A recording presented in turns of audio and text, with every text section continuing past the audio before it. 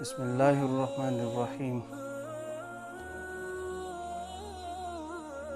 حسنین کریمین رضوان الله تعالی علیهم اجمعین مساعد حضور نبی کریم صلی الله تعالی علیه وسلم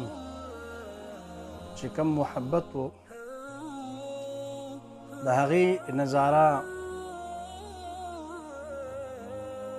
ارشاد الطالبین کې سیدنا و مرشدنا اخوند درویزه باباجي صاحب رحمت الله تعالی علیه ذکر کړی ده چې یو ځل حسنین کریمین رضوان الله تعالی علیهما حضور نبی کریم صلی الله علیه وسلم سره ناست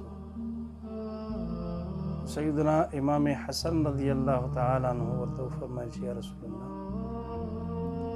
اے بابا جان تاسو ځان نه اوښ جوړ کړئ. حضور نبی کریم صلی الله علیه وسلم مبارک لاسونه مبارک په ځمکه باندې کېښوستو او خپله ملا مبارکه یې ټیټه کړه نو دې دواړه په هغې باندې کېناست او بیا امام حسن رضی الله تعالی عنہ مبارک ورته فرمایل چې اوس د اوښ په شان چې کوم اواز هغه کوي د افوا افوا نو هغه اواز وکوي. نبی علیه الصلاة والسلام مبارک چې هغه اواز وکړو نو بهر د حجرې نه بهر چې کوم خلک وو نو هغوی دا ووایي چې ګویا کې په حجره کې اوښ راغلی دی.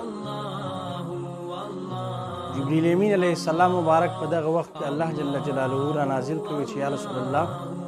تاسو دوه ځله عفو وکړه دوه حصې امت الله جل جلاله ستاسو وبخ او که چېرته دریم ځل باندې تاسو عفو اواز کړی وي الله جل جلاله به ستاسو ټول امت بخلی وي. دا د الله جل جلاله حضور نبی کریم صلی الله تعالی علیه وسلم مبارک سره محبت او د حضور نبی کریم صلی الله علیه وسلم خپل اهل بیت سره محبت نو کم مؤمن بنده چې اهل بیت سره محبت ساتي هغه حضور صلی الله علیه وسلم مبارک سره محبت ساتي